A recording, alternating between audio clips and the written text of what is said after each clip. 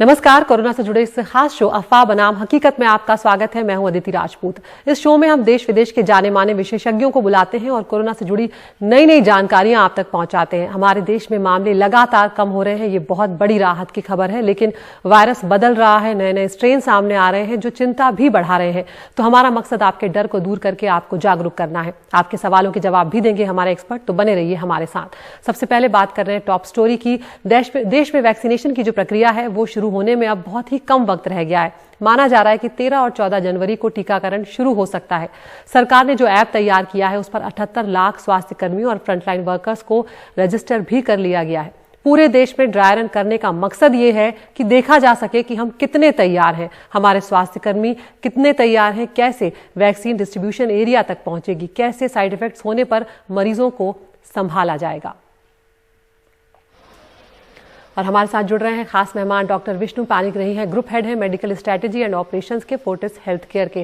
Doctor Vishnu, बहुत बहुत स्वागत है आपका। आप ड्राई रन में भी शामिल रहे हैं, जो ड्राई रन चल रहा है लगातार, उसको लेकर किस तरह की चुनौतियां आप देख रहे हैं? क्योंकि ये हमारी कहीं ना कहीं तैयारियों का एक तरह से लिटमस टेस्ट है, लेकिन जब वैक्सीनेशन होगा, जब जमीन पर सब कुछ शुरू होगा, तो और भी कई दिक्कतें जो हैं वो सामने आ सकती हैं। पहले सबको जानकारी होना चाहिए कि सरकार जिस हिसाब से कर रहे हैं सब बहुत अच्छी तरह तैयारी चल रहा है। ये जो ड्राई रन आप देख रहे हैं ना, ये practice makes the man perfect जो बोलते हैं इंग्लिश में। तो हर जगह पे ड्राई रन हो रहा है। जब पेशेंट पहले पहुंचेगा हॉस्पिटल में, उसका कोविन का ऐप होना चाहिए, वो चेक होंगे, फिर चेक करेंगे उनका आधार आईडी, फिर जाएंगे वैक्सीनेशन के बाद फिर 30 मिनट रहना पड़ेगा ऑब्जर्वेशन के लिए। कभी कभी किसी का कुछ ये भी आ सकता है, रिएक्शन हो सकता है, और वो निकलने से पहले एक व्हाट्सएप भी आ जाता है कि उनका नेक्स्ट डोज कब है। तो ये सब पूरा एंट्री से एग्जिट तक एक ड्राई रन चल रहा है सरकार का ये से। और हम फोर्टिस हेल्थ केयर से हम जैसे सरकार बोलेंगे हम उसी हिसाब से करेंगे, लेकिन अंदर से हम लोग अपने आप ड्राई रन कर चुके हैं। और सरकार भी नोएडा, शालीमार बाग, अलग अलग राज्यों में भी आने लगे हैं। अभी उन लोग आइडेंटिफाई किए हैं कि ये सरकारी हॉस्पिटल में होगा, ये प्राइवेट हॉस्पिटल में होगा। तो अगर जो भी हमारा हॉस्पिटल उसी में आएगा, हम लोग उसी हिसाब से हम ड्राई रन करेंगे और रेडी हो जाएंगे कि 13-14 को जो हम लोग प्लान है वैक्सीनेशन के लिए, हम लोग पूरा तैयारी के रहेंगे। जगह आइडेंटिफाई हो चुका है। इवन सबसे इम्पोर्टेंट जो बोलते हैं ना, जो जिन लोग ना वैक्सीनेशन देंगे, जो नर्सेस, उनका भी ट्रेनिंग हो चुका है और चालू है इसका। बिकॉज उन लोग को पता होना चाहिए कैसे ड्रॉ करेंगे, कैसे देंगे, सब कुछ करने के बाद उनको पेशेंट को तसल्ली होगा कि सही हिसाब से सब कुछ हो चुका है। बिल्कुल सर, साइड इफेक्ट्स के लिए भी तैयारियां यहाँ पर की गई होंगी, क्योंकि उस ट्रेनिंग में वो भी शामिल है। लेकिन टेक्निकल ट्रेनिंग जो है वो भी बहुत महत्वपूर्ण रही होगी, क्योंकि जो कोविन ऐप है उसके जरिए डेटा भी तैयार रखना है और लोगों को रजिस्टर भी करना है, और साथ ही उसमें उनको जानकारी भी देनी है कि SMS के जरिए जो एक डिजिटल रिसीट दी जाएगी वो भी उनको देनी है। तो क्या टेक्निकल ट्रेनिंग जो है वो भी पूरी तरह से हो चुकी है? वो भी चल रहा है अभी। और जैसे हम बातचीत कर रहे हैं, उन लोग अलग अलग हॉस्पिटल में आ रहे हैं अभी देखने के लिए कि ये हॉस्पिटल तैयार है कि नहीं, उसको वहाँ पे हो सकता है कि नहीं। तो सब पूरा जो ड्राई रन का मतलब है कि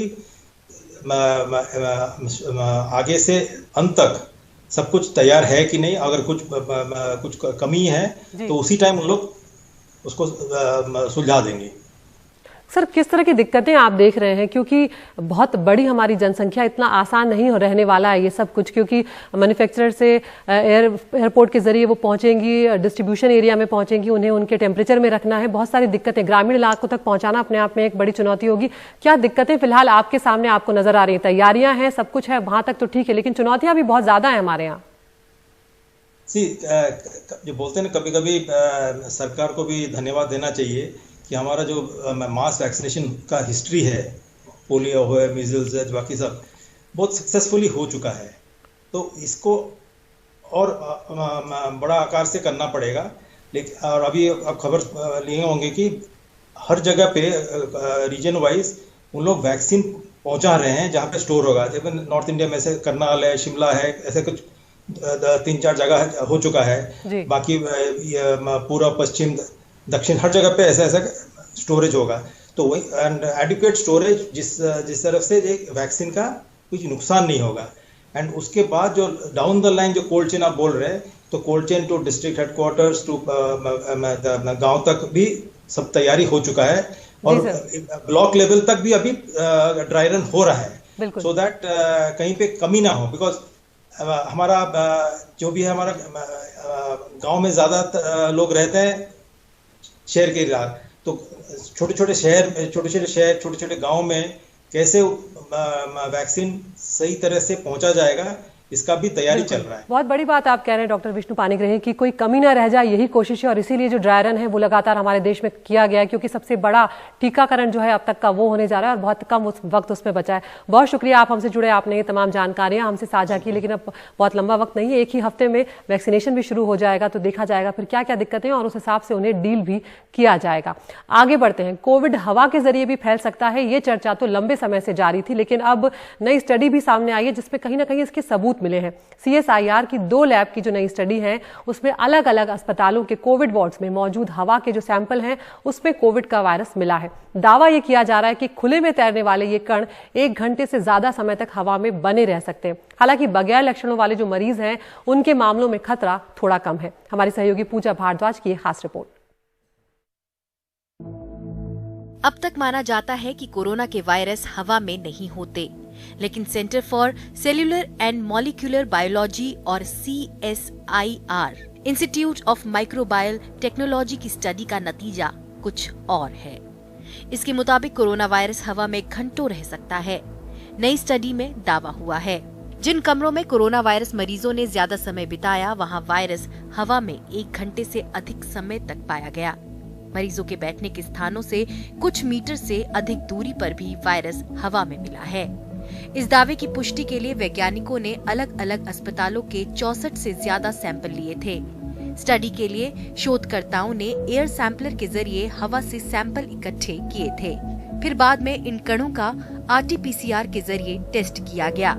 We have carried out extensive measurement of virus presence in the air by air sampling in different environmental context of hospitals or हम लोगों ने अलग अलग अस्पताल, कोविड वार्ड और होम क्वारंटीन वाले कोविड मरीजों के घरों से नमूने लिए हैं। इस अध्ययन में ये पता चला है कि बंद जगहों पर वायरस लंबे समय तक हवा में रह सकता है। इसलिए अगर कोई ऐसी बंद जगह में है या गया है जहां वायरस हवा में हो सकता है, तो मास्क की अहमियत बढ़ जाती है। कोविड मरीजों के होम क्वारंटीन के दौरान भी मास्क बेहद ज़रूरी हैं।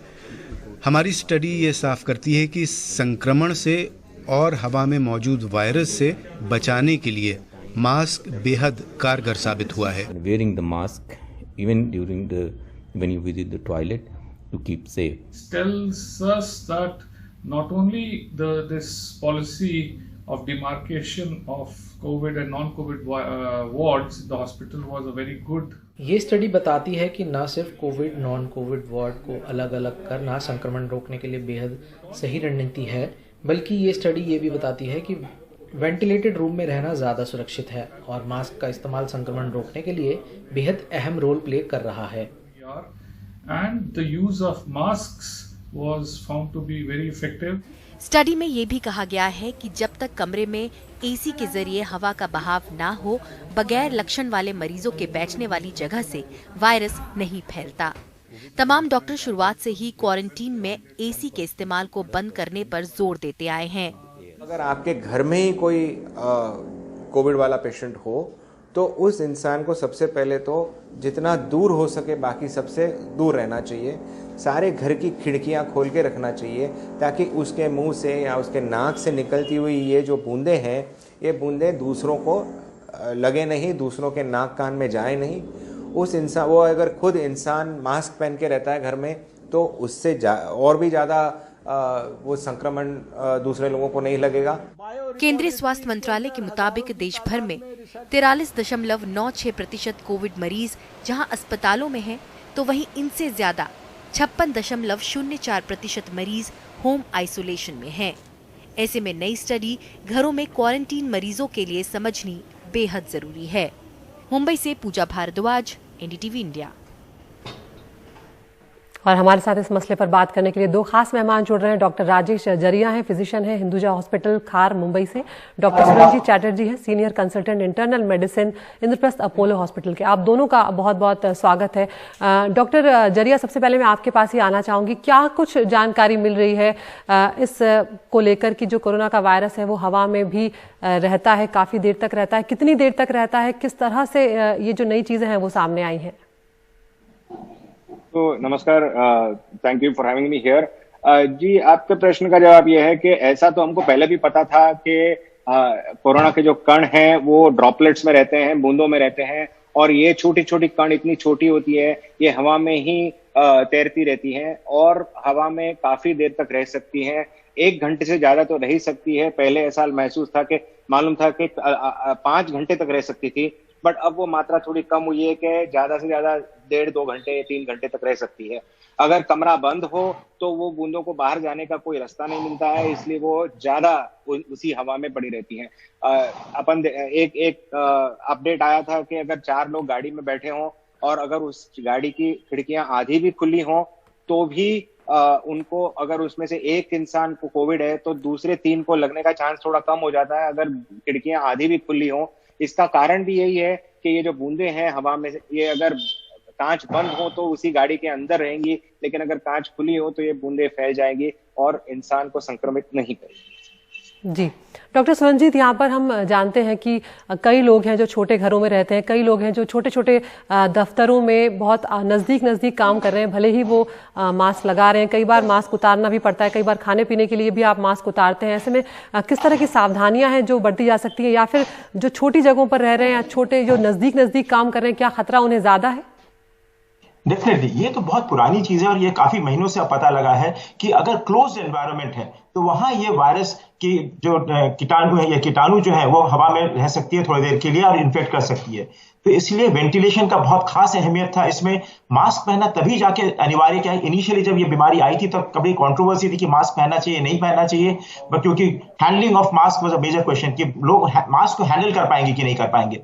बट बाद में देखा गया कि ये जैसे कीटाणु हवा में रहती है तो थोड़ी देर के लिए, बट मेनली ये देखा गया है कि ये क्लोज्ड एनवायरनमेंट में रहती है, ये नहीं कि ओपन एनवायरनमेंट में बहुत ज्यादा इन्फेक्शन होता है। अगर ऐसा होता तो हॉस्पिटल में जहां की इतने कोविड के मरीज होते हैं जो कि कई बार दिखाने आ जाते हैं गलती से, तो फिर सब लोगों को कोविड का इन्फेक्शन हो जाता, पर ऐसा नहीं हुआ। देखा जाता है कि जहां भी क्लोज एनवायरनमेंट है वहां अगर कोविड का कोई इन्फेक्टेड मरीज है तो उससे दूसरे लोगों को इन्फेक्शन ज्यादा जल्दी हो सकता है। तो डेफिनेटली जहां क्लोज एनवायरनमेंट है वहां लोगों को ज्यादा सावधानी बरतनी है, लोगों को मास्क जरूर पहनना है। ये तो मेरा एक बहुत इंपॉर्टेंट एडवाइस रहता है सब लोगों को कि एक साथ बैठ के मत खाओ, क्योंकि आप जब खाते हैं तब एरोसॉल प्रोडक्शन ज्यादा होता है। तो you should actually be separated from each other when you are eating and you should not eat together. एक साथ खाना नहीं खाना है, ये तो हमारा बहुत पुराना एडवाइस है सब लोगों के लिए। जी, बहुत संक्षेप में यहाँ पर डॉक्टर आपसे ये भी जानना चाहेंगे कि जो लोग वॉक करने जा रहे हैं, क्योंकि अब कई लोगों ने सब कुछ खुल गया है तो वॉक करना भी शुरू कर दिया, उस पर आप डॉक्टर जरिया क्या कुछ कहना चाहेंगे? वॉक करने जाइए, लेकिन जो सोशल डिस्टेंसिंग के नॉर्म्स पैदा किए हैं, जो आमतौर पे बताए गए हैं, इतने महीनों से लागू किए गए हैं, उन सबको फॉलो करें। तो और मास्क पहन के बाहर निकलें। हाँ, अगर आप दौड़ रहे हो तो आप मास्क नहीं पहन सकते, लेकिन अगर आप दौड़ रहे हो तो अकेले दौड़िए, दूसरों को लेके साथ में मत दौड़िए और खुली हवा में दौड़िए। चलना है तो मास्क लगा के चलिए। चलने के अंदर तो इतनी एक्सरसाइज नहीं होती है कि मास्क से ज्यादा तकलीफ होगी जी। और सोशल डिस्टेंसिंग नॉर्म्स फॉलो कीजिए। जी, बहुत शुक्रिया डॉक्टर जरिया आपका और डॉक्टर चैटर्जी आपका, दोनों ने बहुत महत्वपूर्ण जानकारियां दी। खासकर जो वर्क प्लेस है वहां पर साथ में खाना न खाएं, और जब आप वॉक कर रहे हो या कहीं जा रहे हो तो ध्यान रखें, सोशल डिस्टेंसिंग होगी तो आप बच सकते हैं। आगे बढ़ते हैं। यूके से फैला कोरोना वायरस का नया स्ट्रेन कई देशों में कोहराम मचा रहा है। जर्मनी भी इससे अछूता नहीं है। खतरा देखते हुए जर्मनी में 31 जनवरी तक सख्त लॉकडाउन लागू कर दिया गया है। जर्मनी में पहली लहर में उतनी मौतें नहीं हुई जितनी दूसरी लहर में हाल ही के हफ्तों में हुई है। जर्मनी में स्कूलों और अधिकतर दुकानों को बंद कर दिया गया है, और उस पर बात करने के लिए हमारे साथ जर्मनी के बर्लिन से जुड़ रहे हैं डॉयचे वेले के पत्रकार थॉमस पैरो। थॉमस, यहाँ पर कई सारी दिक्कतें जो हैं वो जर्मनी के लोग भी झेल रहे हैं। किस तरह के हालात हैं इस वक्त वहां पर? लॉकडाउन जो है वो 31 जनवरी तक बढ़ा दिया गया है। क्या नई एहतियात जो है वो वहां पर बढ़ती जा रही है? Well, essentially Germany's lockdown. Germany में दिसंबर के मध्य में जो लॉकडाउन लगाया गया था उसे जनवरी अंत तक बढ़ा दिया गया है। यानी कि अब गैर जरूरी दुकानें, रेस्टोरेंट, स्पा, म्यूजियम वगैरह बंद रहेंगे, स्कूल भी बंद रहेंगे। ये बहुत विवादास्पद मुद्दा था क्योंकि सिर्फ नए कदम उठाने की बात नहीं थी, बात सख्ती से लागू करने की भी थी। लोगों को अपने घरों से 15 किलोमीटर दूर तक ही जाने की इजाजत है और घर के बाहर सिर्फ एक व्यक्ति से मिल सकेंगे। लेकिन नई सख्तियों को लेकर सवाल भी उठ रहे हैं कि आखिर उन्हें लागू कैसे किया जाएगा। One person outside of their household. Ji Thomas, यहाँ पर वैक्सीनेशन की प्रक्रिया भी शुरू हो गई है। किस तरह से वहां पर वैक्सीनेशन चल रहा है, क्योंकि नए स्ट्रेन का खतरा जो है वो भी लगातार बना हुआ है। There is a growing debate here in Germany about the. Germany में वैक्सीन रोल आउट के तरीके पर एक बहस चल रही है। वैक्सीन की खरीद में यूरोपीय मानकों का सबसे ज्यादा ख्याल रखा गया था और दूसरे देशों को बांटी जा रही है। सरकार ने इस अप्रोच का बचाव किया है। इस वैश्विक चुनौती से निपटने में दूसरे देशों के साथ मिलकर काम करना अहम है। लेकिन जर्मनी के कुछ राज्यों ने वैक्सीन के वितरण की प्रक्रिया धीमी होने की आलोचना की है। उनका कहना है कि उन्हें पर्याप्त डोज नहीं मिल पा रही है।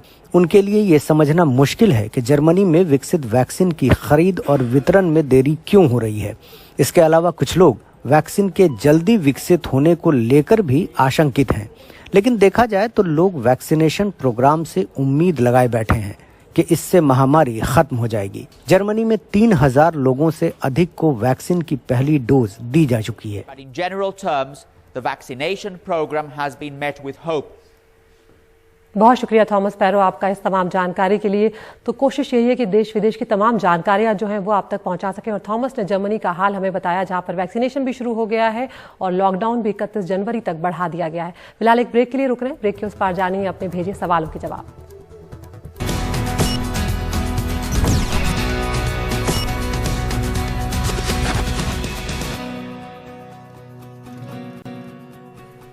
ब्रेक के बाद एक बार फिर आपका स्वागत है। इस हिस्से में हम दर्शकों के सवाल लेते हैं और हमारे साथ जाने माने एक्सपर्ट होते हैं। हमारे साथ डॉक्टर सुरंजीत चैटर्जी हैं, सीनियर कंसल्टेंट है internal medicine Indraprastha Apollo hospital के। डॉक्टर साहब बहुत स्वागत है आपका एक बार फिर।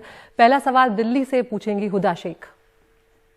नमस्ते डॉक्टर, मेरा नाम हुदा शेख, मैं दिल्ली से हूँ। मेरा सवाल ये है कि भारत में कोरोना वायरस के केसेस एकदम कम होते जा रहे हैं और जबकि अमेरिका और ब्रिटेन में जो है कोरोना केसेस के मामले एकदम अधिक हो रहे हैं, ये कैसे? देखिए, पहले से ये देखा गया है कि इंडिया जो है वेस्टर्न कंट्रीज को फॉलो कर रही है because of the time zone, weather difference, ये सबसे। तो पर हम लोगों को हमारा गार्ड नहीं छोड़ना है, हम लोगों को उतना ही केयरफुल रहना है। अभी नया स्ट्रेन ऑलरेडी पूरे वर्ल्ड में आ गया है, तो we have to be very careful. हो सकता है ये जस्ट एक मतलब it could be just a temporary respite, but हम लोगों को केयरफुल रहना चाहिए। बट हो सकता है कि हमारे स्पाइक्स कम हो जाए, we might be just lucky, but ये जरूर याद रखिएगा कि हम लोगों को अपने गार्ड्स नहीं छोड़ने हैं। We have to be equally careful as before. जी, अगला सवाल औरंगाबाद से राजश्री पूछेंगे। मेरा नाम राजश्री, औरंगाबाद से। मेरा प्रश्न ये है कि कोरोना के बढ़ते संक्रमण में लोग उतना ही ज्यादा ठेले वालों से और खोमचे वालों से खा रहे हैं, तो क्या ये सेफ है? कहीं भी गैदर खाने में कहीं दिक्कत नहीं है, बट प्रॉब्लम यह है कि कहीं भी कोई भी क्राउडेड प्लेसेस में नहीं जाना चाहिए। जहां भी आप खाना खा रहे हैं तो वहां अगर कोई आपके आसपास इन्फेक्शन वाला आदमी है तो उससे आप इन्फेक्शन पकड़ सकते हैं। खाने से आप इन्फेक्शन नहीं पकड़ोगे, आप इन्फेक्शन पकड़ोगे आपके आसपास के लोग जो हैं वो, अगर वहां उनमें कोविड है, वो अगर छींक रहे हैं या खांसी कर रहे हैं तो उनसे आपको इन्फेक्शन पकड़ने का रिस्क रहता है। इसलिए अच्छा यही है कि जब बाहर जाके खाने वाली बात है उसको आप लिमिटेड रखिए, जितना कम बाहर जाएं, जितना एसेंशियल चीजें हैं उसको करिए, पर खाने से आपको कोरोना वायरस इन्फेक्शन नहीं हो रहा है। बहुत शुक्रिया डॉक्टर सुरंजीत चैटर्जी, आपने तमाम जानकारियां हमसे साझा की। तो सबसे ज्यादा बात यही है कि चाहे मामले कम हो गए हों, चाहे कुछ भी हो गया हो, लेकिन खतरा फिलहाल टला नहीं है। आपको सावधानियां अभी भी बरतनी है। तो अपना ख्याल रखें, अपनों का ख्याल रखें। आज के लिए इतना ही, नमस्कार।